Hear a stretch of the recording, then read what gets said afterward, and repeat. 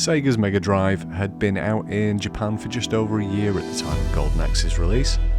The mammoth competition from Nintendo just kept on coming throughout the year, with the Game Boy releasing during the spring. Sega, however, with a strong year in first and third-party games, gave a good fight. Ending the year, Golden Axe's sales weren't stellar, but 150,000 units in 1989 wasn't terrible. The problem, though, was the TurboGrafx-16. While in the West it wasn't really making a dent, titles like Bonk's Adventure and Ys 1 and 2 were each doing the sales of Golden Axe.